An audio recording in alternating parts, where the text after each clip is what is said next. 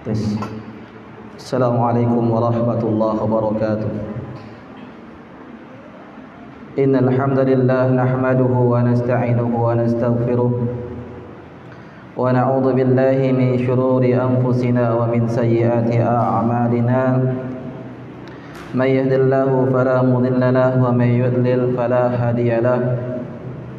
Asyhadu an la ilaha illallah wahdahu la syarika lahu وأشهد أن محمدا عبده ورسوله يا أيها الذين آمنوا اتقوا الله حق تقاته ولا تموتن إلا وأنتم مسلمون يا أيها الناس اتقوا ربكم الذي خلقكم من نفس واحدة وخلق منها زوجها وبث منهما رجالا كثيرا ونساء واتقوا الله الذي تساءلون به والأرحم إن الله كان عليكم رقيبا يا أيها الذين آمنوا اتقوا الله وقولوا قولا سديدا يصلح لكم أعمالكم ويغفر لكم ذنوبكم ومن يطع الله ورسوله فقد فاز فوزا عظيما فإن أصدق الحديث كتاب الله وخير الهدي هدي محمد صلى الله عليه وسلم وشر الأمور محدثاتها فإن كل محدثة بدعة وكل بدعة ضلالة وكل ضلالة في النار. Ma'asyiral muslimah rahimani wa rahimakumullah. Senantiasa kita selalu bersyukur kepada Allah Tabaraka wa Ta'ala Rabbul Izzati wal Jalalah, karena dengan limpahan nikmat yang kita rasakan saat ini, kita masih bisa untuk melangkahkan kaki, kita masih bisa untuk menghadiri majelis ilmu. Mudah-mudahan dengan niat kita ikhlas karena Allah Tabaraka wa Ta'ala, Allah Subhanahu wa Ta'ala akan menjadikan setiap amalan kita ini diterima oleh Allah Subhanahu wa Ta'ala. Akhwati fillah rahimani wa rahimakumullah. Pada pertemuan pagi menjelang siang ini, kita akan kembali membahas hadis Arba'in An-Nawawi yang dikarang oleh Al-Imam An-Nawawi Asy-Syafi'i rahimallahu ta'ala rahmatan wasi'ah. Pada pertemuan yang lalu telah kita jelaskan hadis yang ke-17, dan pada hari ini kita memasuki al-haditsu ats-tsaminu asyar, hadis yang ke-18. Hadis yang masyhur di kalangan kita, bahkan mungkin di antara kita sudah menghafalnya. Hadis yang pendek namun memiliki makna yang sangat luas. Hadisnya dikeluarkan oleh Imam At-Tirmizi dalam kitab Al-Birri Was-Silah, bab ma jaa fi mu'asyaratin nas, dari sahabat Nabi An Abi Dzarrin Jundub ibni Junadah wa Abi Abdurrahman Mu'adz ibni Jabal radhiyallahu ta'ala anhuma. Hadisnya diriwayatkan dari Abu Dzar, salah seorang sahabat Nabi yang mulia. Demikian pula diriwayatkan oleh Abu Abdurrahman Mu'adz bin Jabal radhiyallahu ta'ala anhuma. Kedua-duanya adalah sahabat Nabi, dan masing-masing di antara keduanya memiliki banyak keutamaan.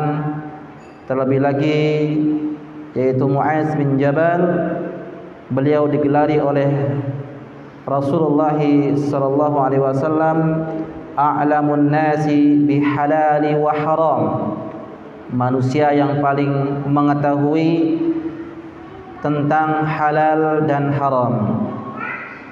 An Rasulillah sallallahu alaihi wasallam, dari Rasulullah sallallahu alaihi wasallam qol, ia mengatakan, ittaqillaha haitsuma kunta. Bertakwalah engkau dimanapun engkau berada. Wa atbi'is sayyi'ata al-hasanata tamhuha. Dan iringilah perbuatan keburukan dengan perbuatan kebaikan. Niscaya perbuatan kebaikan akan menghapus keburukan. Wa khaliqin nasa bi khuluqin hasanin. Dan pergaulilah manusia dengan akhlak yang baik. Hadis diriwayatkan Imam Tirmizi wa qala hadisun hasanun wa fi ba'din naskhi hasanun sahih. Akhwati fillah, ibu-ibu jamaah rahimani wa rahimakumullah, hadis yang singkat terdiri dari 3 pembahasan, 3 kata, 3 kalimat, 3 pembahasan yang sepantasnya bagi kita untuk merenungi, menghafal, kemudian kita berusaha untuk mengamalkannya. Yaitu yang pertama adalah perkataan Nabi sallallahu alaihi wasallam, ittaqillaha haitsuma kunta. Bertakwalah engkau kepada Allah Subhanahu wa taala dimanapun engkau berada. Kemudian yang kedua adalah atbi'is sayyi'atal hasanata tamhuha. Engkau mengiringi perbuatan yang buruk dengan kebaikan. Niscaya perbuatan yang baik dapat menghapuskan segala perbuatan yang buruk. Dan yang ketiga adalah perintah kita untuk bergaul dengan sesama manusia dengan akhlak yang mulia. Baik, kita memasuki pembahasan yang pertama, yaitu perkataan Nabi sallallahu alaihi wasallam, ittaqillaha haitsuma kunta. Bertakwalah engkau kepada Allah Subhanahu wa taala dimanapun engkau berada. Kita sering mendengar seorang khatib atau seorang ustadz, seorang dai menyampaikan dalam khutbahnya, ya ayyuhalladzina amanuttaqullah, wahai orang-orang yang beriman, bertakwalah kepada Allah. Lalu kita ingin mengetahui apa sih makna takwa yang sebenarnya? Apa sih takwa yang dimaksud? Kita mendengar seorang khatib, seorang penceramah mengatakan takwa itu engkau mengerjakan perintah Allah, ya, dan engkau meninggalkan larangan Allah. Namun pengertian ini belumlah sempurna. Kita ingin mengetahui dari berbagai pendapat atau ucapan para salaf terdahulu seperti para sahabat, yaitu Ali bin Abi Thalib radhiyallahu taala anhu. Beliau pernah mengatakan, yang dimaksud dengan takwa itu adalah memiliki 4 kriteria. Yang pertama kata beliau, at-taqwa al-amalu bil tanzil. Al-amalu bit tanzil. Takwa adalah engkau mengamalkan isi Al-Quran dan Sunnah. Ini yang dimaksud dengan takwa. Kemudian yang kedua beliau mengatakan al-khaufu minal jalil. Engkau takut terhadap atau kepada Allah Subhanahu wa taala, Rabb yang Maha Mulia. Yang ketiga beliau mengatakan ar-ridha bil qalil. Ridha dengan pemberian Allah yang sedikit. Yang keempat wal isti'dadu li yaumir rahil. Itu engkau bersiap-siap dengan hari perpisahan atau dengan hari kematian. Baik, beliau mengatakan takwa itu adalah al-amalu bitanzil, al-khaufu minal jalil, ar-ridha bil qalil, wal istidadu li yaumir rahil. Akhirannya huruf lam semua. Takwa adalah engkau mengamalkan isi Al-Quran dan Sunnah. Baik, jamaah sekalian, akhwati fillah, kaum muslimah rahimani wa rahimakumullah. Ketika Allah Subhanahu wa taala memberitakan para kaum muslimin dan muslimat untuk bertakwa, lihatlah Kata Ali bin Abi Thalib, takwa itu adalah engkau mengamalkan isi Al-Quran dan Sunnah. Maka kita lihat apa perintah-perintah yang diperintahkan oleh Allah Subhanahu wa taala dalam Al-Quran terhadap para wanita. Kemudian juga kita harus ingat juga apa larangan-larangan Allah Subhanahu wa taala yang dilarang, yang terdapat dalam Al-Quran kepada para wanita. Al-Quran bercerita tentang atau melarang para wanita untuk tabarruj. Allah Subhanahu wa taala mengatakan wala tabarrujal jahiliyatil ula wala tabarrujna tabarrujal jahiliyatil ula. Janganlah engkau wahai para wanita bertabarruj, berdandan dandan yang berlebihan, dandan yang sangat menor, kemudian dandannya tersebut bukan untuk suaminya. Dia berhias, memakai kalung, memakai gelang, pakai baju yang seksi, pakai bedak yang tebal, alisnya ditebali, terus atas matanya, kelopak matanya dihitam-hitamkan seperti genderuwo ya. Ada seperti itu, wanita seperti itu, tabarruj namanya, berhias. Namun berhiasnya berlebihan seperti berhiasnya para wanita jahiliyah. Dan dia berhiasnya bukan untuk sang suami, tapi dia berhiasnya untuk dilihat oleh mata-mata wanita laki-laki yang bukan mahramnya. Maka Allah Subhanahu wa taala melarang bagi para wanita muslimah untuk berhias dengan hias seperti layaknya orang-orang jahiliyah. Maka ketika seorang wanita mendengar larangan ini, dia tinggalkan. Dia taati Allah, bahwasanya kita seorang wanita dilarang untuk bertabarruz. Ketika seorang wanita meninggalkan larangan Allah Subhanahu wa taala yang ada dalam Al-Qur'an, berarti dialah di antara salah satu sifat orang yang bertakwa. Sebagaimana disebutkan oleh Ali bin Abi Thalib, bahwasanya takwa adalah mengerjakan isi Al-Qur'an dan Sunnah. Kemudian Al-Quran memerintahkan kepada seluruh wanita muslimah untuk memakai jilbab, untuk mengulurkan seluruh jilbabnya, kainnya hingga menutupi dada.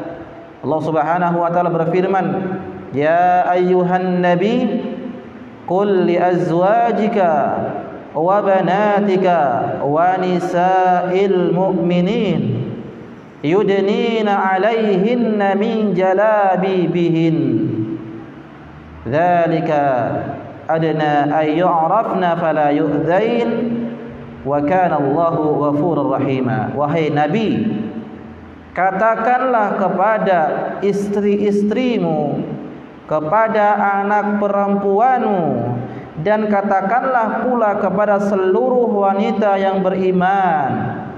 Lihat, Allah Subhanahu wa taala memerintahkan kepada Nabi sallallahu alaihi wasallam untuk mengatakan kepada wanita-wanita yang beriman. Apa kata Allah Subhanahu wa taala? Yudnina 'alaihinna min jalabibihin. Hendaknya mereka menurunkan jilbabnya, menurunkan kainnya dari kepala sampai menutupi dadanya. Ini perintah Allah. Dan ketika seorang wanita mengerjakan perintah Allah Subhanahu wa taala, menutup jilbab, memakai jilbab yang lebar sehingga menutupi dadanya, dan dia mengetahui itu perintah ada dalam Al-Quran, maka semoga ini merupakan tanda dia adalah wanita yang bertakwa kepada Allah Subhanahu wa taala. Kemudian Al-Quran memerintahkan untuk menundukkan pandangan kepada laki-laki ataupun wanita. Allah Subhanahu wa taala mengatakan, wa kullil mu'minati yaghdudna min absarihinna.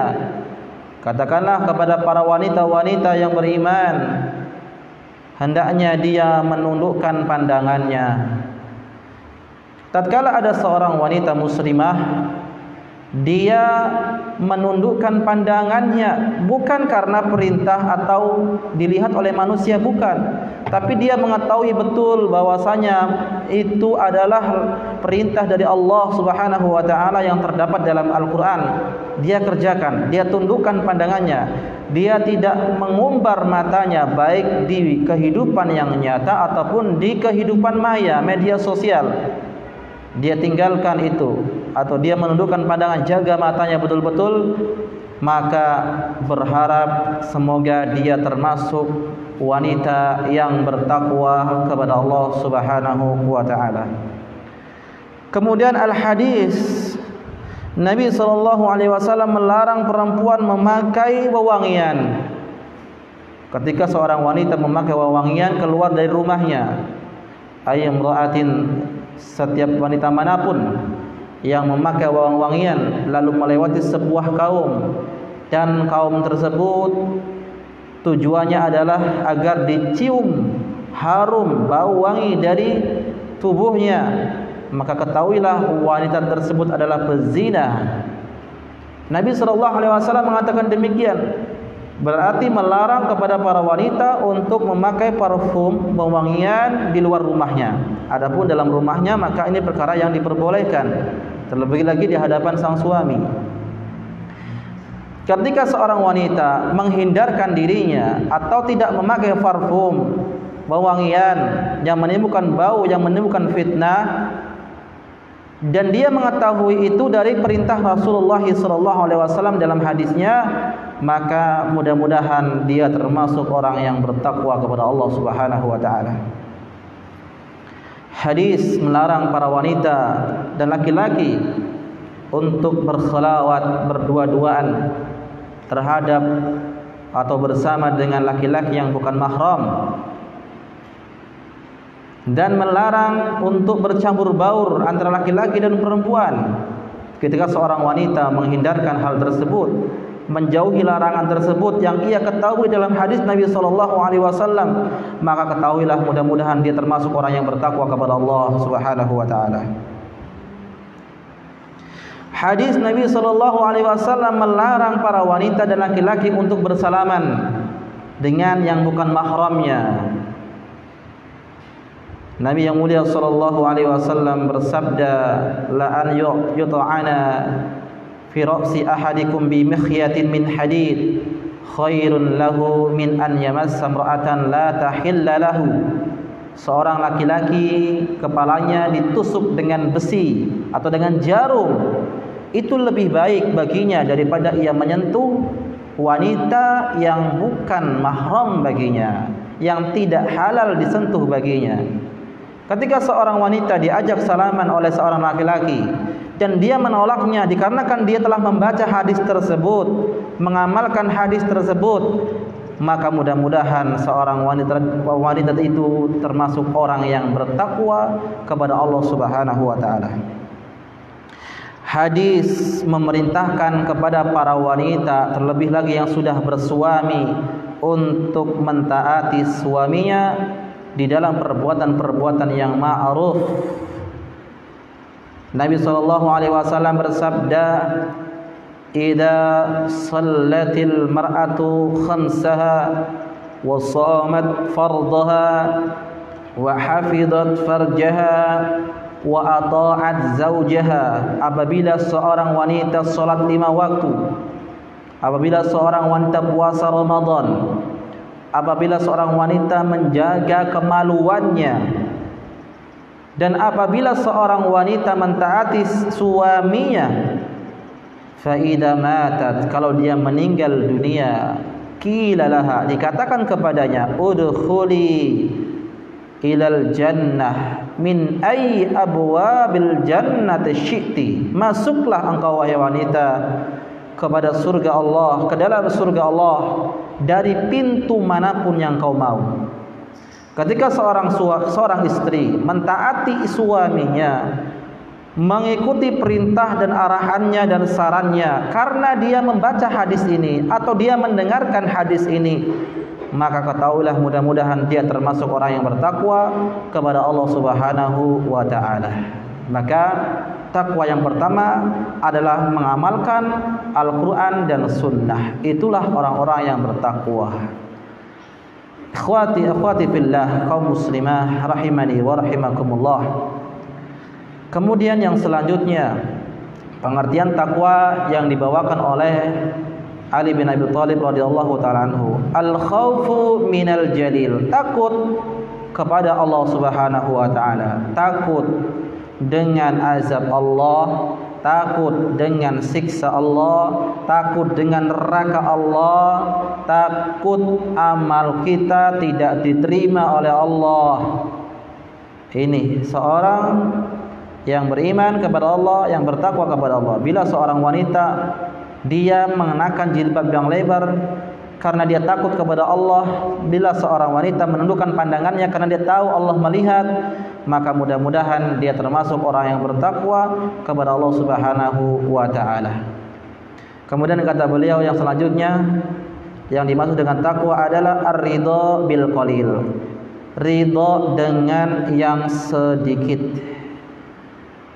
Kaum muslimah rahimani wa rahimakumullah, ketahuilah bahwasanya Allah Subhanahu wa taala itu membagi-bagi rezeki kepada setiap manusia berbeda-beda. Ada orang yang dijadikan oleh Allah Subhanahu wa taala orang yang mampu, yang kaya, yang cukup.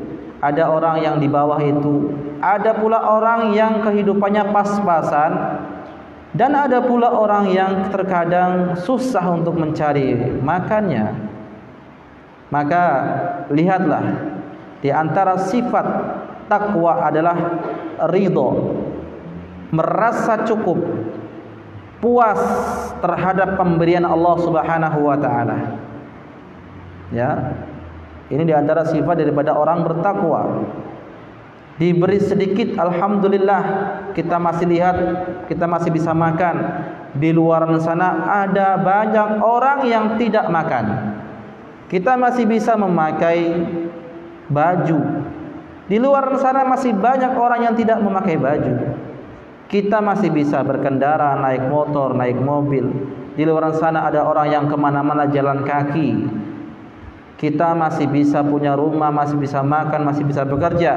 Di luar sana masih banyak orang yang tidak punya pekerjaan, tidak punya rumah, hidup di kolong-kolong jembatan.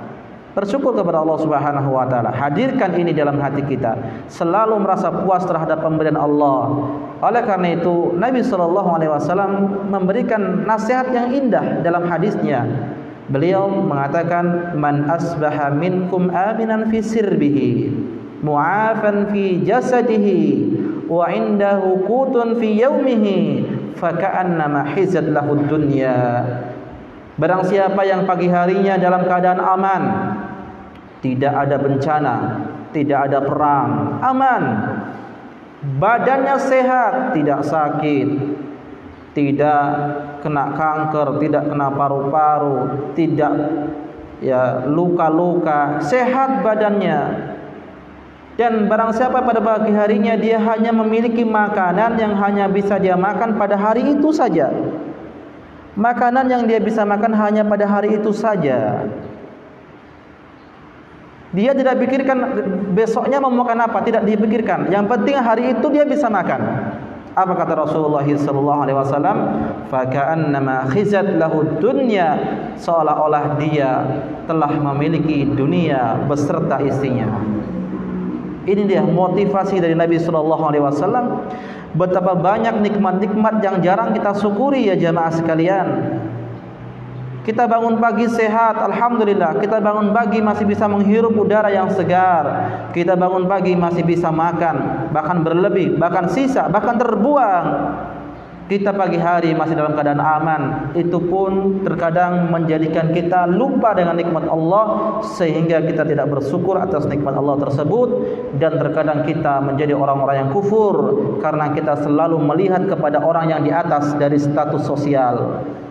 Jangan demikian. Allah Subhanahu wa taala, Rasul yang mulia sallallahu alaihi wasallam memerintahkan kepada kita, unzuru ila man huwa asfala minkum, lihatlah kepada orang yang di bawah kalian dari status sosial. Jangan kau lihat yang di atas, lihat yang di bawah. Banyak orang-orang yang lebih susah daripada kita. Dengan demikian, dengan kita melihat orang-orang yang di bawah dari status ekonomi sosialnya, kita menjadi orang-orang yang syukur, menjadi orang-orang yang ridha terhadap pemberian Allah Subhanahu wa taala. Sampai kapanpun jamaah sekalian, akhwati fillah, kalau orang tidak pernah bersyukur dan tidak pandai bersyukur, tidak mau mensyukur nikmat Allah Subhanahu wa taala, mustahil dia menjadi orang yang ridha terhadap pemberian Allah, mustahil dia menjadi orang yang qanaah meskipun harta yang ia dapatkan itu sudah banyak. Karena dia enggak bisa bersyukur.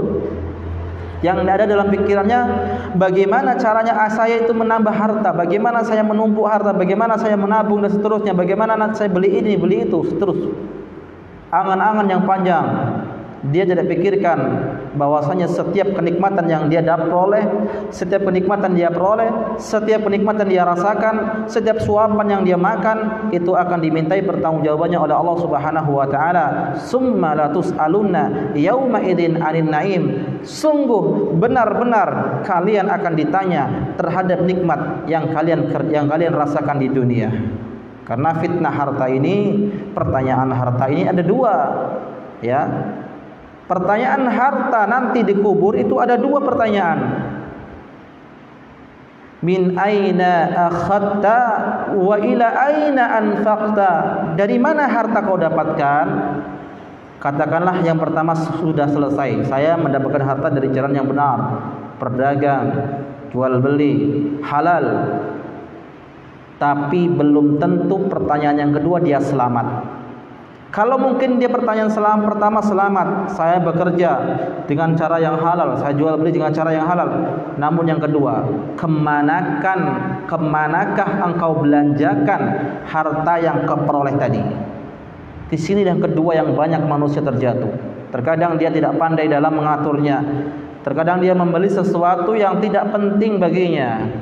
Maka ini ialah nasihat kami semuanya kepada para akhwat sekalian, belilah sesuatu yang dibutuhkan, bukan yang diinginkan. Belilah sesuatu itu karena butuh, bukan karena keinginan. Karena kalau keinginan, maka tidak akan pernah ada puasnya. Karena setiap keinginan itu ada dalam hati kita. Ingin beli rumah, ingin beli mobil, ingin punya sawah, dan seterusnya keinginan-keinginan. Namun belilah yang kebutuhan saja. Karena apa? Ingat, pertanyaan pada hari kiamat berat dan itu akan dimintai pertanggungjawaban oleh Allah Subhanahu wa taala. Jadi itulah bertakwa. Yang kemudian yang keempat adalah wal istidadu li yaumir rahil, bersiap-siap dengan hari kematian. Akhwati fillah rahimani wa rahimakumullah, ingat umur kita terbatas. Nabi SAW mengatakan bahwasanya umur umatku antara 60 sampai 70 dan jarang diantara yang melewati 70. 60 saja. Bagi sekarang yang mungkin yang sudah berumur 30, tinggal setengahnya lagi, 30 lagi. Enggak lama, sebentar. Bagi yang sudah berumur 40 tinggal 20 lagi. Bagi yang sudah berumur 50 mungkin tinggal 10 tahun lagi. Maka ingat, persiapkan betul-betul bekal dari sekarang. Persiapkan betul-betul bekal dari sekarang, karena perjalanan menuju akhirat itu sangat panjang dan sangat-sangat panjang sekali. Tidak ada berhentinya kecuali nanti berhentinya di surga atau neraka. Oleh karena itu banyaklah kita untuk selalu mengingat kematian. Allah Subhanahu wa taala berfirman, kullu nafsin dha'iqatul maut. Setiap yang mempunyai nyawa pasti akan meninggal dunia.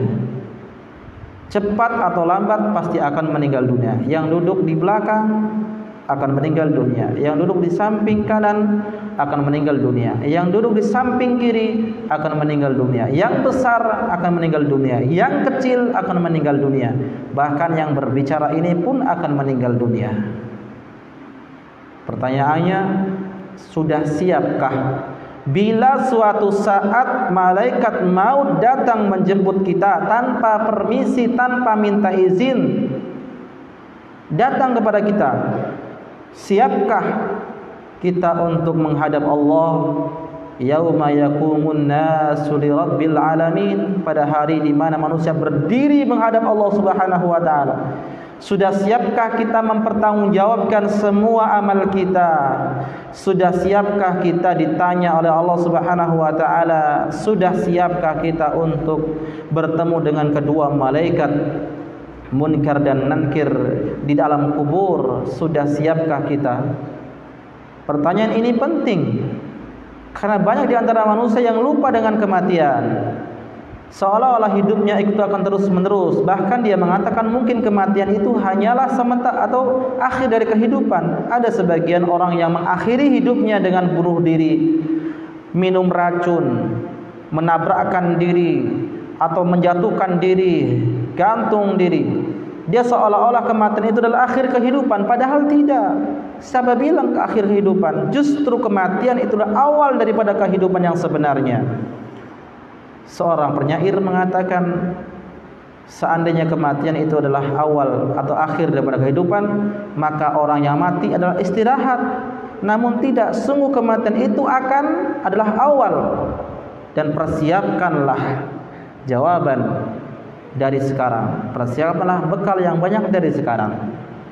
Baik, Al-Imam Ad-Daqqaq rahimallahu ta'ala rahmatan wasi'ah, beliau mengatakan, man aksara bidzikril maut ukrima bisalasyatil asya.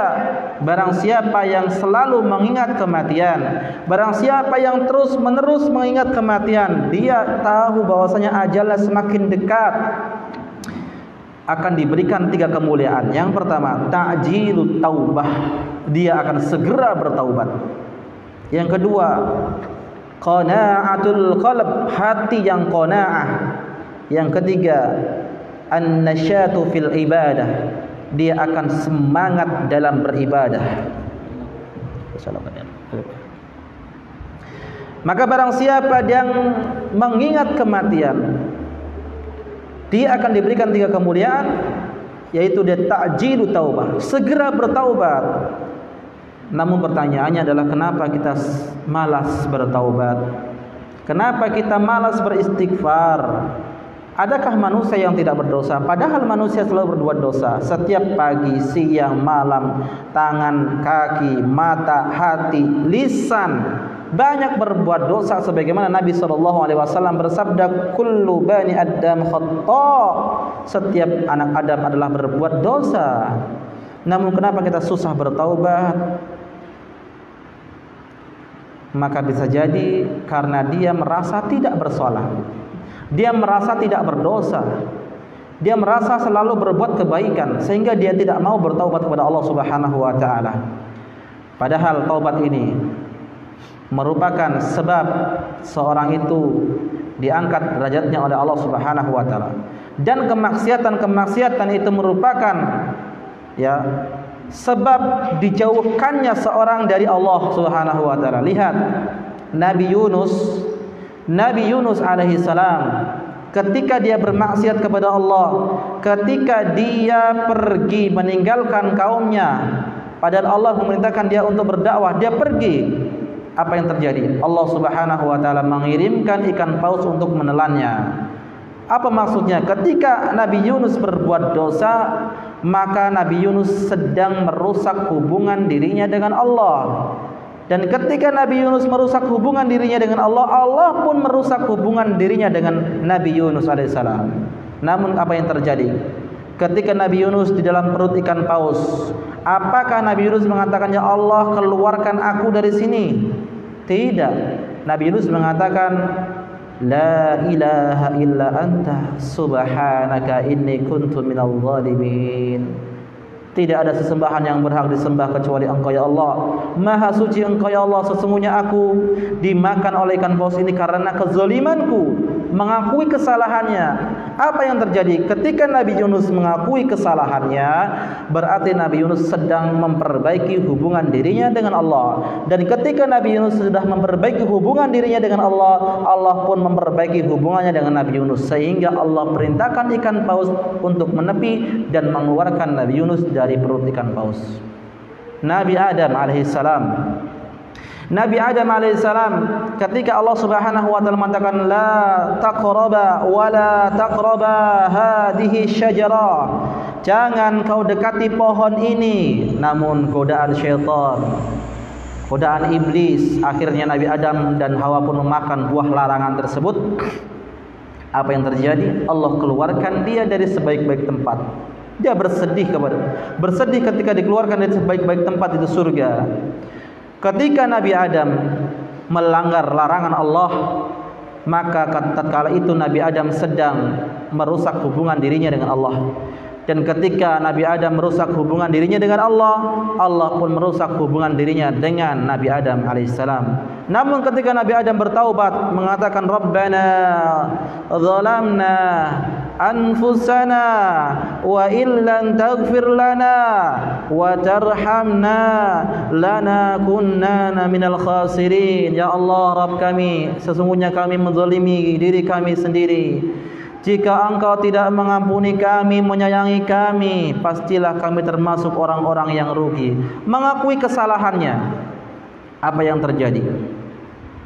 Ketika Nabi Adam mengakui kesalahannya, berarti Nabi Adam sedang memperbaiki hubungan dirinya dengan Allah. Dan ketika dia telah memperbaiki hubungannya dirinya dengan Allah, Allah pun memperbaiki hubungannya dirinya dengan Nabi Adam alaihissalam, sehingga Allah pun ampuni dosa-dosanya. Sama dengan kita para jamaah sekalian, akhwati fillah, bahwa kita banyak berdosa. Maka tatkala kita berdosa, berarti kita telah merusak hubungan kita dengan Allah. Maka semakin sejauh seorang hamba dengan Allah, maka semakin dekat dengan tanda kebinasaan dan kehancuran baginya. Hati-hati, selalu jaga betul hubungan Anda dengan Allah Subhanahu wa taala. Jangan kau cemari, jangan kau khianati hubungan Anda dengan Allah Subhanahu wa taala dengan maksiat yang Anda kerjakan.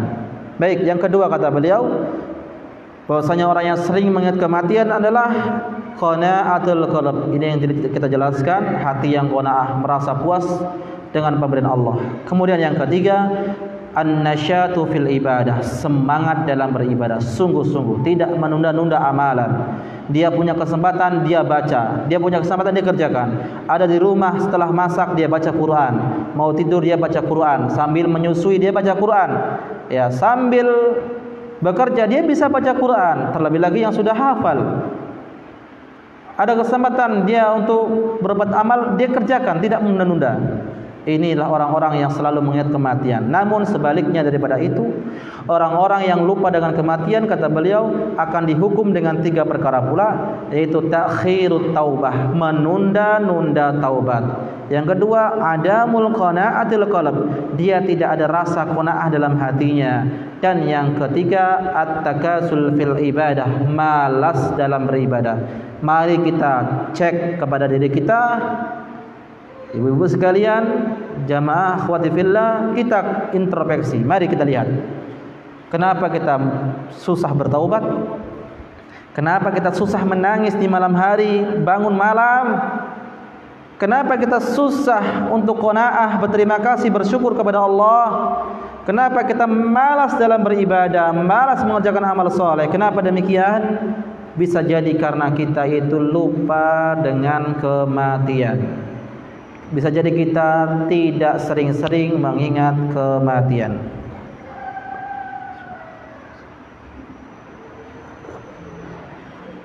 Maka akhwati fillah rahimani wa rahimakumullah, itulah persiapan yang harus kita siapkan menuju kampung akhirat, yaitu adalah takwa kepada Allah Subhanahu wa taala, sebagaimana Allah berfirman, fatazawwadu fa inna khairaz zadi taqwa. Berbekalah kalian, sesungguhnya sebaik-baik bekal adalah ketakwaan kepada Allah. Dan takwa yang dimaksud seperti itu, yaitu yang dimaksud oleh salah seorang sahabat, yaitu Ali bin Abi Thalib, dan juga para imam yang lainnya. Maka bertakwa kita kepada Allah Subhanahu wa taala dimanapun kita berada, mau di rumah, mau di masjid, mau di sekolah, mau di kamar sendirian, dimanapun kita bertakwa kepada Allah, kita selalu menghadirkan muraqabatullah, selalu menghadirkan bahwasanya Allah mengawasi kita. Kalau dalam satu ruangan ada CCTV, kita mungkin berbuatnya tidak akan macam-macam. Kita mungkin kalau bekerja dalam suatu ruangan, dalam kantor kita ada CCTV, kita merasa diawasi. Kalau saya nanti tidur di ruangan akan terlihat di CCTV. Maka kalau seorang itu takut diawasi oleh manusia, maka dia harus lebih takut bahwasanya pengawasan Allah itu 24 jam non stop. tidak ada mati lampu. Kalau CCTV mati lampu nggak bisa bekerja lagi. Tapi pengawasan Allah Subhanahu wa taala selalu ada, dan bahkan Allah Subhanahu wa taala mengirimkan para malaikatnya untuk selalu hadir. Raqibun atid ma yalfidu min qaulin. Ya, tidak seorang pun mengeluarkan suatu ucapan kecuali samping kanan dan kirinya ada malaikat yang senantiasa mencatat, kiraman katibin, dan senantiasa mencatat apa yang dia ucapkan, apa yang dia kerjakan. Hati-hati, bahwasanya pengawasan Allah jauh lebih hebat, jauh lebih canggih daripada CCTV yang dipasang-pasang di kantor-kantor ataupun di tempat-tempat umum lainnya. Bertakwa kepada Allah Subhanahu wa taala betul-betul menghadirkan bahwasanya Allah itu Maha melihat, Allah itu Maha mendengar, Allah Maha mengetahui. Ya, As-Sami', Al-Basir, Al-Alim. Ingat seperti itu terus dimanapun kita berada.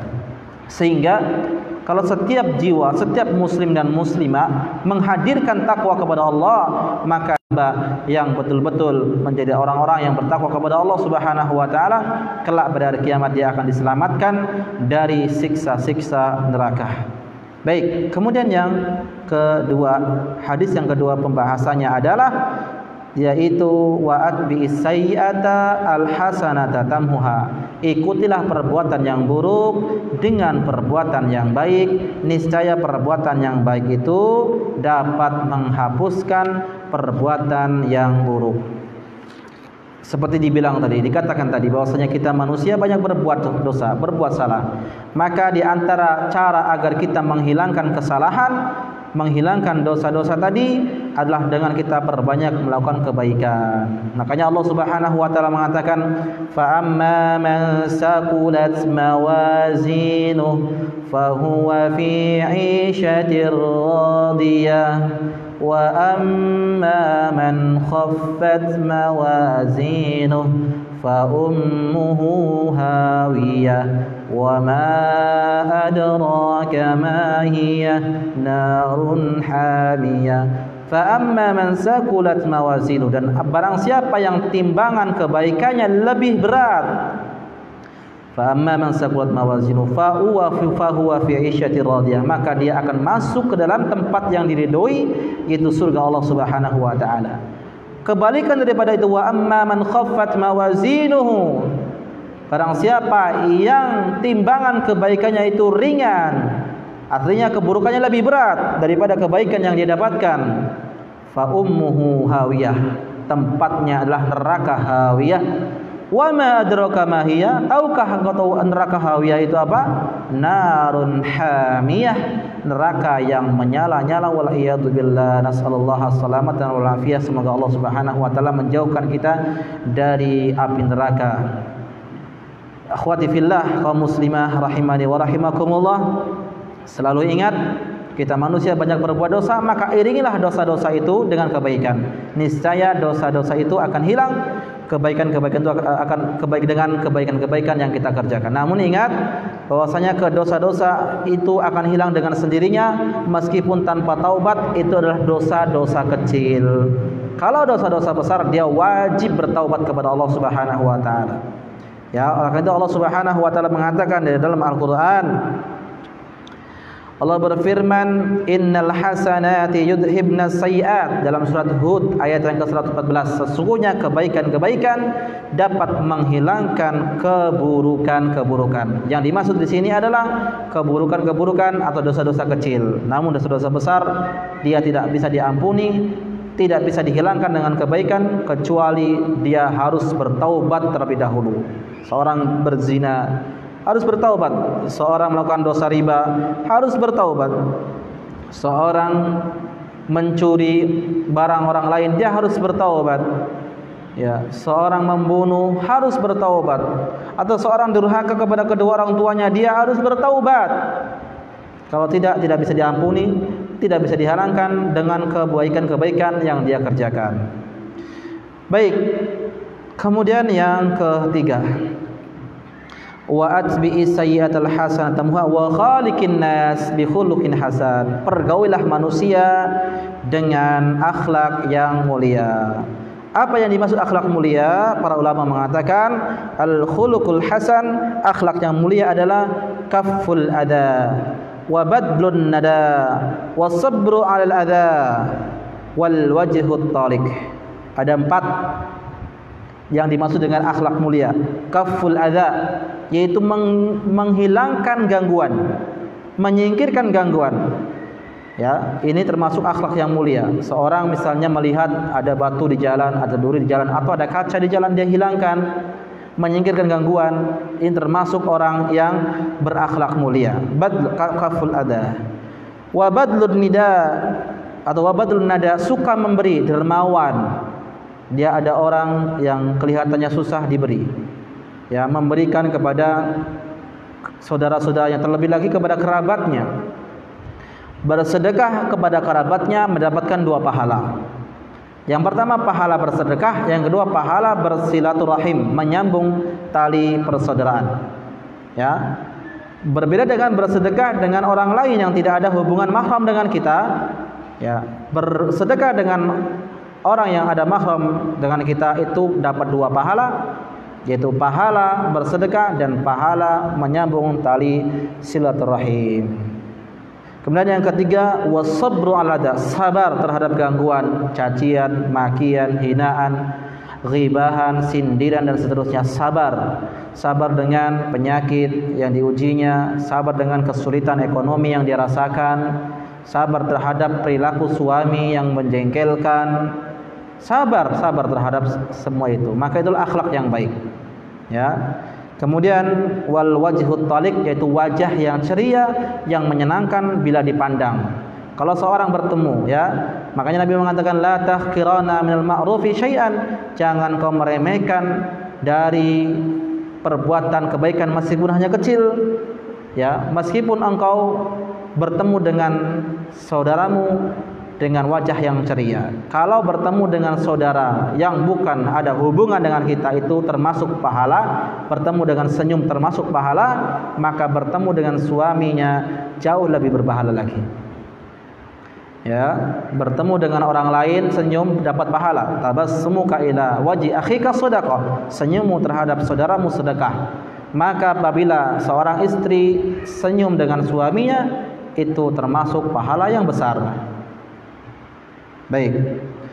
Kemudian kita ingin menjelaskan bahwasanya orang-orang yang berakhlak mulia, atau sebelum itu kita ingin mengambil beberapa faidah dari hadis tersebut. Faidah yang pertama adalah wajibnya kita untuk bertakwa kepada Allah Subhanahu wa taala dimanapun kita berada, dan takwa adalah sebaik-baik bekal. Bahkan Allah Subhanahu wa taala menjanjikan kepada orang-orang yang bertakwa beberapa, yaitu pahala yang besar. Di antaranya adalah wa may yattaqillaha yaj'al lahu makhraja. Barang siapa yang bertakwa kepada Allah, Allah akan jadikan dia jalan solusi dari jalan yang dia hadapi, permasalahan yang dia hadapi, ya, akan diberikan solusi. Yang kedua, wa may yattaqillaha yaj'al lahu min amrihi yusra. Allah akan menjadikan urusannya dipermudah. Barang siapa yang bertakwa kepada Allah, Allah akan jadikan urusannya dipermudah. Kemudian wa may yattaqillaha, ya, wa yu'dim lahu ajra. Barang siapa yang bertakwa kepada Allah Subhanahu wa taala, akan dilipatkan pahalanya dan akan dihapuskan dosanya. Jadi takwa merupakan sebab kita mendapatkan kemudahan. Takwa merupakan sebab kita mendapatkan solusi dari permasalahan hidup, dan takwa merupakan sebab kita mendapatkan pahala yang besar dari Allah Subhanahu wa taala. Ya.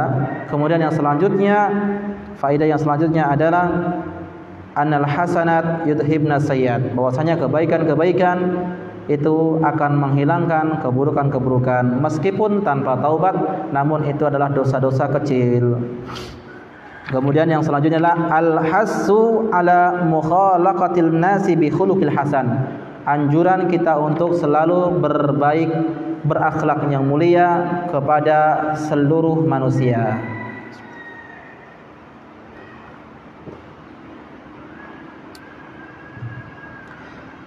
Taib, akhwati fillah rahimani wa rahimakumullah. ajaran kita, akidah kita Ahlus Sunnah wal Jamaah salaf yang mengaku salaf, lihat bahwasanya akidah salaf, para salaf, ulama salaf sangat menganjurkan dan memerintahkan kepada para pengikutnya untuk berakhlak mulia. Bahkan Nabi kita yang mulia sallallahu alaihi wasallam bersabda dalam sebuah hadis yang diriwayatkan oleh Imam Bukhari, Nabi sallallahu alaihi wasallam mengatakan, "Innama bu'istu liutammima makarimal akhlak." Sesungguhnya aku diutus oleh Allah untuk menyempurnakan akhlak-akhlak yang mulia. Jadi di antara tujuan Allah Subhanahu wa taala mengutus Rasulullah selain menyeru manusia untuk bertauhid, menyembah hanya kepada Allah Subhanahu wa taala, menjauhkan segala bentuk kesyirikan, beribadah sesuai dengan contoh Nabi, meninggalkan segala bentuk kemaksiatan dan bid'ah, maka tujuan Allah Subhanahu wa taala mengutus Rasulullah salah satunya adalah menyempurnakan akhlak para manusia, mengajarkan kepada manusia akhlak yang baik. Ini dia, bahwasanya akhlak yang baik, akhlak mulia adalah misi, tujuan Allah Subhanahu wa taala mengutus Rasulullah sallallahu alaihi wasallam. Bahkan ketika Aisyah ditanya oleh sahabatnya, bagaimana akhlak Nabi yang mulia sallallahu alaihi wasallam, maka Aisyah radhiyallahu ta'ala anha mengatakan, kana khuluquhu al-Qur'an, bahwasanya akhlak Nabi adalah Al-Qur'an. Artinya apa? Apa yang ada di dalam Al-Qur'an itulah akhlak Nabi sallallahu alaihi wasallam. Dan ketahuilah para jamaah rahimani wa rahimakumullah, bahwasanya salah satu sebab terbanyak seorang itu masuk surga, ya, salah satu sebab yang terbanyak yang menjadikan seorang itu masuk surga Allah adalah dengan akhlak yang mulia. Nabi sallallahu alaihi wasallam mengatakan, aksaru ma yudkhirul jannah taqwallahi wa husnul khuluq. Ya, bahwasanya kebanyakan orang itu dimasukkan ke dalam surga, yang pertama takwa kepada Allah, yang setelahnya adalah akhlak yang mulia. Jadi antara akidah dan akhlak mulia, ya, akidah itu adalah akhlak mulia adalah cermin dari akidah yang benar. Bila orang itu akidahnya benar, maka akhlaknya pun benar. Namun jika dia mengaku akidahnya benar, namun akhlaknya tidak benar, bagaimana berucap dengan seorang manusia, bagaimana dia bermuamalah dengan orang tua, tidak dia perhatikan ucapannya, berarti akidahnya tidak benar. Meskipun dia mengaku dirinya adalah orang yang berakidah benar. Karena antara akidah, keyakinan, takwa itu ada hubungannya dengan akhlak yang mulia. Baik. Demikian pula Nabi SAW dalam sebuah hadis yang diriwayatkan oleh Imam At-Tirmizi, Imam Ahmad dan seterusnya, bahwasanya Nabi mengatakan, akmalul mu'minina imanan ahsanuhum khuluqa. Mukmin yang paling sempurna imannya, ini dia, mukmin yang paling sempurna imannya adalah yang paling baik akhlaknya. Jadi ada hubungan antara iman dan akhlak. Artinya kalau dia sempurna imannya, akhlaknya baik. Kalau imannya tidak sempurna, akidahnya tidak sempurna, bahkan dia melenceng, maka akhlaknya pun buruk. Bertemu dengan manusia tidak mau salam, tidak mau salaman, tidak mau sapa, yang tua tidak menghormati yang muda, yang tua tidak menghormati yang muda, tidak menghormati yang tua tidak menyayangi yang muda. Ya, ini bukan akhlak yang mulia, akhlak yang bagus, akhlak yang tercela seperti itu. Ya. Baik. Bahkan akhlak yang mulia merupakan salah satu amalan yang sangat memberatkan timbangan pada hari kiamat. Dalam sebuah hadis yang diriwayatkan oleh Imam Tirmizi dan Ibnu Hibban, Nabi yang mulia sallallahu alaihi wasallam bersabda, "Ma syai'un asqalu fil mizani al-mu'min yaumal qiyamah min khuluqi hasanin." Tidak ada suatu perkara, suatu amalan yang paling sangat memberatkan timbangan seorang mukmin pada hari kiamat kecuali akhlak yang mulia. Maka marilah kita yang sudah mengaji, tunjukkan akhlak mulia kepada saudara-saudara kita yang belum. Kita ajak dia, kita rangkul dia supaya dia bisa mau duduk di majelis ilmu, sehingga menjadikan pahala jariah bagi kita. Demikian pula Nabi mengatakan dalam sebuah hadis yang diriwayatkan oleh Imam Abu Dawud, Nabi mengatakan, innal mu'min la yudriku bi husni khuluqihi darajatas shaimi wal qaim. Sesungguhnya seorang mukmin akan mendapatkan pahala seperti orang yang berpuasa dan seperti orang yang melaksanakan sholat pada malam hari dikarenakan akhlak mulia yang ia kerjakan. Maka para ulama salaf sangat banyak sekali mengajarkan kepada kita bagaimana kita harus berakhlak mulia. Di antara akhlak yang mulia adalah yang pertama, ikhlas karena Allah.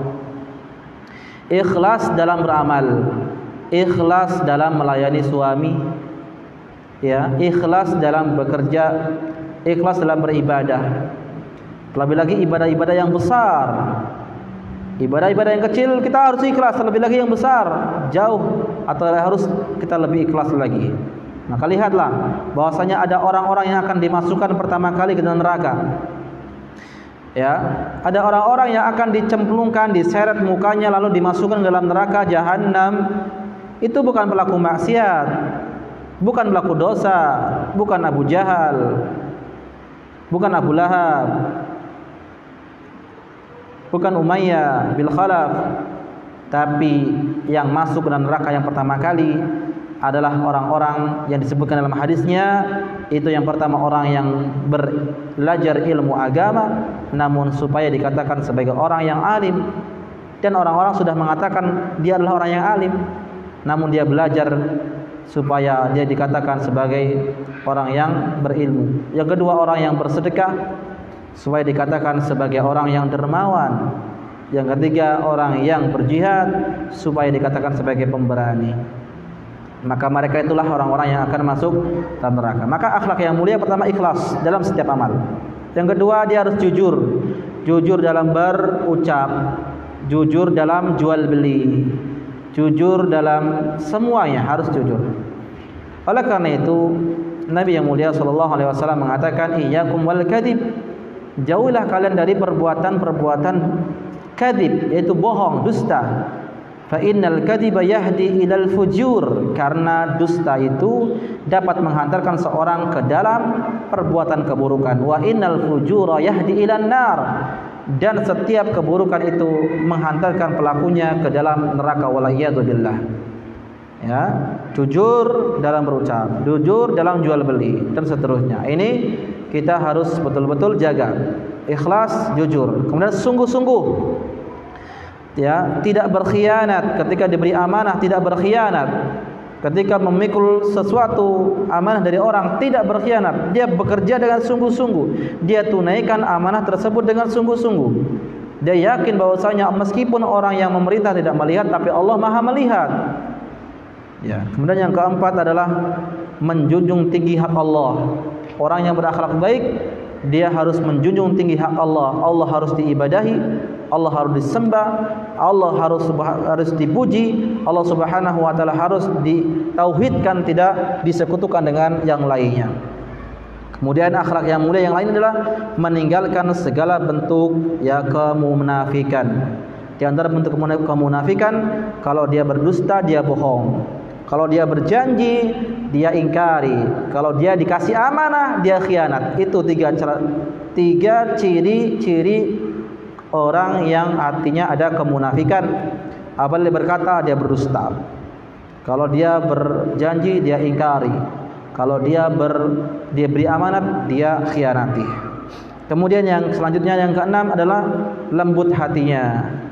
Dia tidak keras, dia mudah menangis hatinya. Ya. Kemudian di antara yang akhlak yang mulia adalah perbanyak berzikir. Basahi lisan kita dengan zikir kepada Allah. Allah Subhanahu wa taala berfirman, "Ya ayyuhalladzina amanu dzkurullaha dzikran katsira." Wahai orang-orang beriman, perbanyaklah zikir. Dan berzikirlah kepada Allah dengan zikir yang banyak. Jangan kita basahi lisan kita dengan ghibah. Ghibah dosa besar, ya. Menjatuhkan harga diri orang lain dosa besar, merendahkan martabat orang lain dosa besar. Jangan kita basahi lisan kita dengan dusta, cacian, ghibah dan seterusnya. kita bahas lisan kita dengan sedikit kepada Allah Subhanahu wa ta'ala. Kemudian yang selanjutnya di antara akhlak mulia adalah tawadhu. Tawadhu adalah tidak sombong, tidak merasa paling pintar, tidak merasa paling hebat, tidak merasa paling berjasa. Tawadhu, merendahkan diri di hadapan orang lain. Ya. Orang yang tawadhu itu mengerti bahwasanya keberhasilan yang dia rasakan, yang dia capai itu bukan karena kehebatannya, namun dia meyakini bahwa keberhasilan yang ia dapat itu adalah murni atau dari pertolongan Allah Subhanahu wa taala. Jika Allah tidak menolong, tidak mungkin dia bisa meraih sesuatu. Ingat. Makanya ketika kita mendengar hayya 'alas shalah, mari kita salat. Jawabannya adalah la haula wala quwata illa billah. Bahwasanya manusia tidak ada daya dan kekuatan melainkan pertolongan dari Allah Subhanahu wa taala. Sama dengan kita ingin melakukan sesuatu amalan, tatkala seorang berhasil melakukan ini dan itu, yakin itu adalah pertolongan dari Allah, sehingga dia tawadhu, dia merendah diri. Saya hanya manusia biasa yang tidak punya kekuatan kecuali dengan pertolongan Allah. Ya, semua yang bisa saya kerjakan ini adalah murni dari Allah Subhanahu wa taala. Saya hanya perantara. Ya, saya hanya bisa melakukan sedikit saja. Tawadhu, tidak sombong. Tidak sombong dengan ilmunya, tidak sombong dengan jabatannya, ya, tidak merasa paling tinggi. Dia merendah kepada semua pun, kepada siapapun dia merendah. Terlebih lagi kepada orang tua kita yang sudah sepuh, yang sudah beruban. Dan orang tua itu terkadang hatinya itu rapuh, mudah menangis. Kalau ada seorang anak membentaknya, bisa berkeping-keping hatinya itu, pecah, sedih dia. Ada seorang anak dia membangkang perintah orang tuanya, sedih hati orang tua. Ya. Kemudian di antara akhlak yang baik adalah banyak-banyak bertaubat. Akhlak mulia gemar bertaubat. Kemudian di antara akhlak yang mulia bertakwa kepada Allah Subhanahu wa taala. Kemudian di antara akhlak yang mulia adalah sibuk dengan aib sendiri. Sibuk dengan aib sendiri, tidak sibuk memperhatikan aib orang lain. Ya, tidak mencari-cari kesalahan orang lain. Makanya Nabi sallallahu alaihi wasallam mengatakan, ya ma'syara man amana bilisanihi wa lam yadkhul iman fi qalbi. Wahai orang-orang yang beriman dengan ucapannya saja, namun tidak masuk keimanan dalam hatinya. La tattabi'u auratul muslimin. Jangan kalian cari-cari auratnya, aibnya, kesalahannya orang yang beriman, orang muslim. Kenapa? Karena barang siapa yang mencari-cari kesalahan orang yang beriman atau orang muslim, Allah akan cari-cari kesalahannya. Dan barang siapa yang sudah dicari-cari kesalahannya oleh Allah, yafdah lahu walau kana fi baitihi, maka Allah akan bongkar aibnya, Allah akan bongkar keburukannya meskipun di dalam rumahnya. Ya. Jangan sibukkan kita dengan aib orang lain. Si fulan kok kayak gitu-gitu. Jangan itu. Introspeksi diri sendiri. Mari kita lihat apakah amalan kita sudah benar, apakah amalan kita sudah ikhlas karena Allah Subhanahu wa taala, atau ada amalan-amalan yang kita ingin dapat sanjungan, pujian dan seterusnya. Baik. Kemudian di antara akhlak yang mulia adalah menjaga lisan, berkata yang baik. Nabi sallallahu alaihi wasallam mengatakan, innar rajula la yatakallamu bi kalimatin la yara fiha ba'san yahwi fin nari bi 70 kharifan. Ada seorang yang berkata suatu ucapan yang dia tidak pikirkan terlebih dahulu ucapan tersebut benar apa salah, ucapannya baik apa tidak, dia ucapkan itu tersebut, sehingga apa yang terjadi dengan ucapan yang tidak dipikirkan, maka dia masuk ke dalam neraka selama 70 tahun lamanya, gara-gara lisan, gara-gara ucapan. Ini makanya lisan itu ya pedang yang tidak, atau pedang yang memiliki dua sisi, kadang bisa baik, kadang bisa buruk. Ya, lisan ini tidak bertulang, mudah belok-beloknya, mudah ngomongnya, ceplas-ceplos. Jaga lisan ini, betul-betul jaga. Nikmat dari Allah. Di antara cara menjaga nikmat tersebut adalah dengan menjaga lisan kita dari perbuatan ucapan-ucapan yang buruk. Allah Subhanahu wa taala itu melarang kita untuk memasukkan sesuatu yang haram, makan yang haram, ya. Juga Allah Subhanahu wa taala memerintahkan kita, melarang kita untuk mengeluarkan sesuatu yang haram pula. Seperti apa? Mengeluarkan ucapan-ucapan yang buruk, mengeluarkan ucapan-ucapan yang terkadang bisa menyebabkan permusuhan, bisa menyebabkan pertumpahan darah, bahkan ucapan-ucapan yang bisa mendatangkan murka Allah, ucapan-ucapan yang bisa mengeluarkan seorang dari agama Islam. Hati-hati dengan ucapan ini, ya, jaga lisan kita.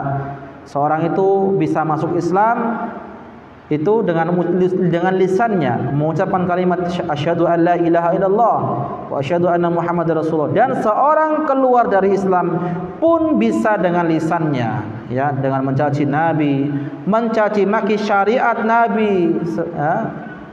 Ini juga termasuk bisa mengeluarkan dari Islam. Syariat dicaci maki, gak suka dicaci maki, ini bahaya. Di antara akhlak yang mulia adalah malu, pemalu. Terlebih para akhwat, ya, hadirkan selalu dalam tingkah lakunya malu, ya, tapi malu dalam tempatnya. Makanya dalam sebuah hadis yang diriwayatkan Ibnu Majah, Nabi mengatakan inna likulli dini khuluqan wa khuluqul Islam al-haya. Sesungguhnya setiap agama itu ada suatu akhlak, dan akhlaknya agama Islam adalah malu, pemalu, ya. Fitrahnya manusia itu fitrahnya seorang wanita adalah malu. Namun kalau ada seorang wanita yang sudah hilang malunya, sudah hilang urat malunya, sehingga itulah yang menjadikan dia itu tidak terhormat lagi. Sehingga apa terjadi? Sekarang banyak ibu-ibu yang berjoget-joget di media sosial. Bahkan ada wanita-wanita yang memakai jilbab, bercadar, ikut joget-joget pula. Ya, TikTok, joget-joget, dilihat sama anaknya, diajarkan anaknya main musik, main TikTok. Ini bahaya. Nanti kalau dia meninggal dunia, anaknya tidak bersedih lagi. Mungkin anaknya akan joget-joget pula ketika ibunya meninggal dunia. Ya, karena dia mengajari. Hilang rasa malunya. Wal-iyadu billah. Orang kalau sudah hilang rasa malunya, ini berbahaya. Makanya Nabi mengatakan min kalamin nubuwatil ula idza lam tastahi fasna' ma syi'ta. Termasuk, ya, ucapan para nabi yang terdahulu, jika engkau tidak punya malu, maka kerjakan sesukamu. Ya, mau main TikTok, mau main apa, Facebook, di media sosial, joget-joget, silakan kerjakan semaumu. Jika engkau sudah tidak punya rasa malu. Malu ini penting, ya, jaga. Baik. Kemudian di antara akhlak mulia adalah banyak memberikan maaf, ya, memaafkan saudara kita, tetangga kita yang buat salah dan seterusnya, maafkan. Kemudian di antara akhlak mulia adalah gemar-gemar bersedekah, memberikan harta yang kita punya, ya. Kemudian juga di antara akhlak mulia tidak hasad, tidak iri, tidak dengki, ya. Hasad ini bahaya. Hasad itu membenci kepada orang yang mendapatkan nikmat Allah. Ya. Ada tetangganya beli kipas atau tetangganya beli AC, dia yang kepanasan. Ya, ini bahaya betul. Membenci nikmat Allah. Padahal Allah memberikan kepada siapa yang dikehendaki. Hati-hati sifat hasad ini, dengki. Terkadang dia tidak mau nikmat tersebut ada pada orang lain. Dia ingin memindahkan nikmat yang ada pada orang lain untuk dinikmati oleh dirinya. Ini namanya hasad. Kadang dia menghembuskan ucapan-ucapan dusta, mempengaruhi manusia untuk membencinya. Dikarenakan hasad ini bahaya, dan hasad ini menimpa kepada setiap manusia, baik orang-orang awam ataupun para penuntut ilmu. Ya, itu bisa terjangkit dengan hasad. Hati-hati, kita berlindung kepada Allah Subhanahu wa taala dari penyakit hasad, ya. Kemudian di antara akhlak mulia adalah suka menolong, ya. Terlebih lagi yang punya tetangga, suka menolong, suka memberi, tidak mengganggu tetangga orang lain, tidak menyetel, ya, murotal atau yang lain dengan keras-keras atau yang lainnya. Tetangga kita mungkin ada yang sakit, ya, maka kita menjaga hubungan tetangga. Makanya di antara salah satu keimanan seorang adalah dia menghormati tetangganya. Man kana yu'minu billahi wal yaumil akhir falyukrim jarahu. Barang siapa yang beriman kepada Allah dan hari kiamat, hendaknya dia memuliakan tetangganya. Itulah pembahasan kita pada siang hari ini, yaitu hadis yang singkat namun memiliki makna yang sangat luas. Ada 3 pembahasan.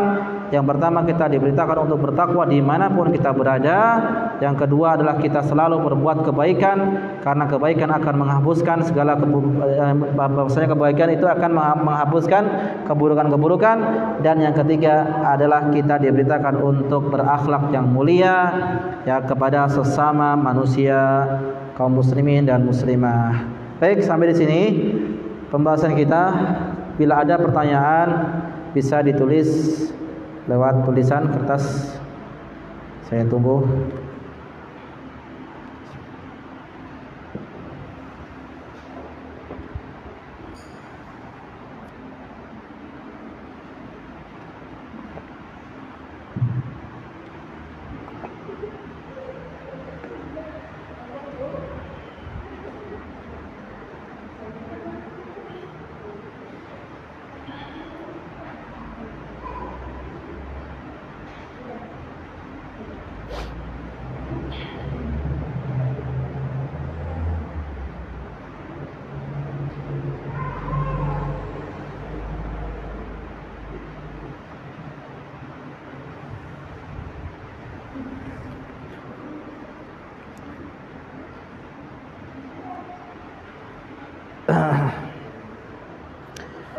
Baik, bila tidak ada pertanyaan, sampai di sini perjumpaan kita.